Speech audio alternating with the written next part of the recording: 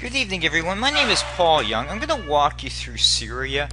It's a big issue right now, especially with all the geopolitical action that's happening around the world, with the focus being on what's going on in Syria. So I'm going to kind of give you a brief presentation on the lay of the land, because in general, geopolitical events are very critical from a government's perspective in foreign direct aid, as well as a business perspective from investing. So I'm going to talk about Syrian GDP, I'll talk about the Civil War, I'll talk about democracy, and I'll talk about intergovernmental relationships to kind of give you a lay of the land of what's going on there.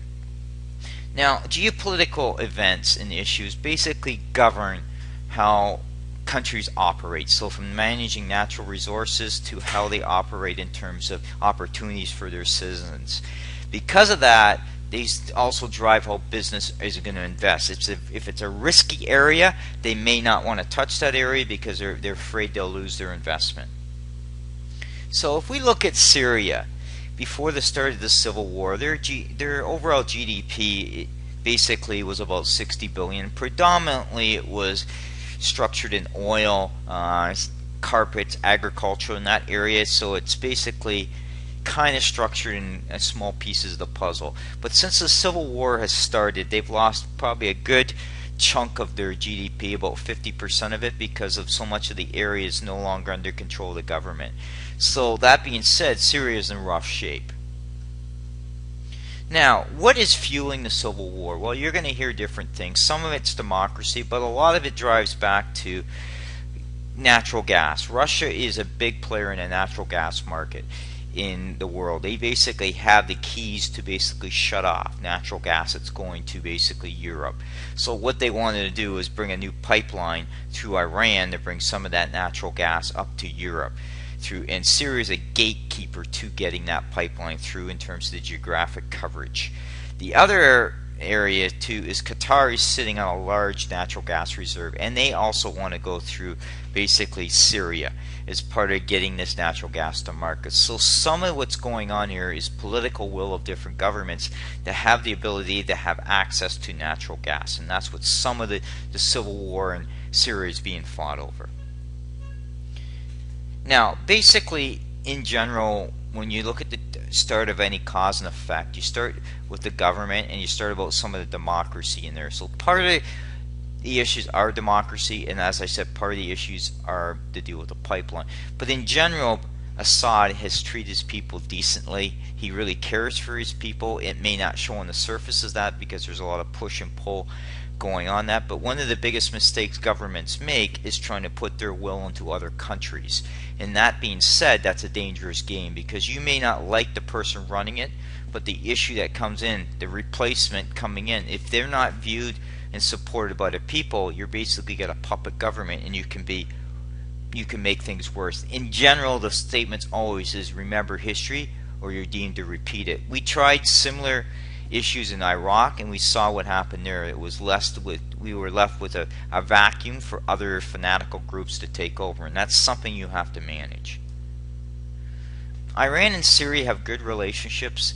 Now, the biggest issue with Iran is they are more of a Shiite population, where Syria has a lot of visible minorities, from Christians to Kurds to basically the Sunnis and the Shiites. So basically there is a good relationship between Iran and Syria, but a lot of that's being driven by the capabilities of getting natural gas to market, and they want to really push Syria for that type of pipeline. Like anything else, the UN exists. Countries contribute a portion of their GDP to support foreign aid to Syria. Right now, there's no, other than Assad in power and around Damascus in certain areas, most of the areas are not really in control of any particular group. Some of them are rebels, some of it's Al-Qaeda, some of it's ISIS. So the problem is even if you give aid right now, aid's not getting to the people that need it. And that's been an over problem with the UN in general, is it's good to have aid, but that aid has to get to people, and that's been a struggle. Now, Donald Trump just took power, and the biggest issue you're going to hear about is the chemical action that they believe the Syrian government basically orchestrated. Now, it hasn't been proven that's the case yet. And I think what needs to happen is, before we jump to conclusions, we need to make an assessment and have the UN go in and check to see whether or not that's the case or not.